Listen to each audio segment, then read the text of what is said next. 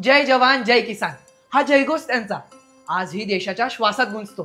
त्याग, निष्ठा, प्रामाणिकतेचा धडा लाल बहादूर शास्त्रींच्या स्मृतीतून उजळतो। ही कविता केवळ शब्दांची गुंफण नाही, तर एका अद्वितीय नेतृत्वाचं जिवंत चित्र आहे। 2 ऑक्टोबर हा दिवस म्हणजे भारतीय इतिहासातील सुवर्णपान, कारण या दिवशी भारताला एक असे महामानव लाभले जे होते साधेपणातही सामर्थ्य दाखवणारे, राष्ट्रनिष्ठा आणि प्रामाणिकतेचे मूर्तिमंत प्रतीक लाल बहादूर शास्त्री।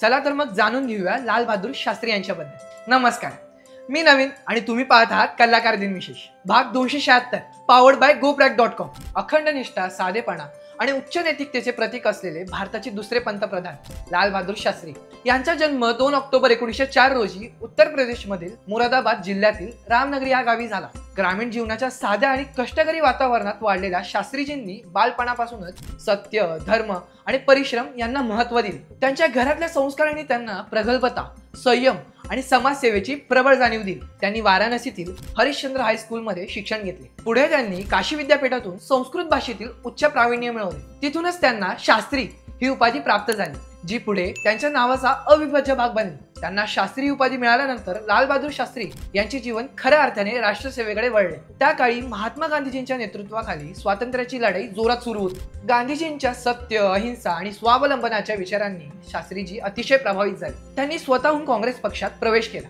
आणि असहकार चळवळ, मिठाचा सत्याग्रह यामध्ये सक्रिय सहभाग घेतला। गांधीजींच्या स्वदेशी आणि चरखा या चळवळीमध्येही त्यांनी लोकांना प्रोत्साहित केले। याच काळात त्यांनी अनेकदा तुरुंगवास पत्करला, पण राष्ट्रप्रेमाची ज्योत कायम पेटती ठेवली। स्वातंत्र्यानंतर विविध खात्यांची जबाबदारी त्यांनी काटकसरीने आणि निष्ठेने पार पाडली। 1964 साली जेव्हा देश संकटाच्या गर्दीत होता, तेव्हा त्यांनी पंतप्रधान पद स्वीकारले। अन्न टंचाई, आर्थिक संकट आणि युद्धाच्या छायेतही त्यांनी लोकांना विश्वास दिला।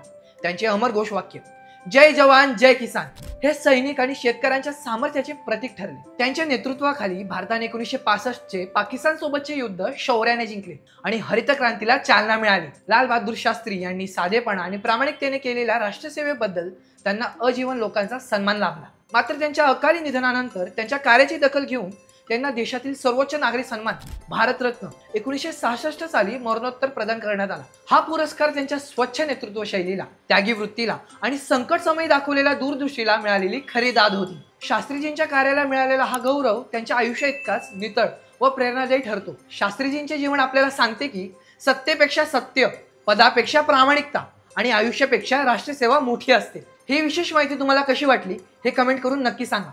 हा व्हिडिओ आवडला असेल तर लाईक करा, जास्तीत जास्त लोकांसोबत शेअर करा। असेच वेगवेगळे दिनविशेष पाहण्यासाठी आपल्या कलाकार YouTube चॅनलला सबस्क्राईब करा, Instagram, Facebook पेजला फॉलो करा आणि बघत राहा कलाकार दिनविशेष, पॉवर्ड बाय GoPrack.com।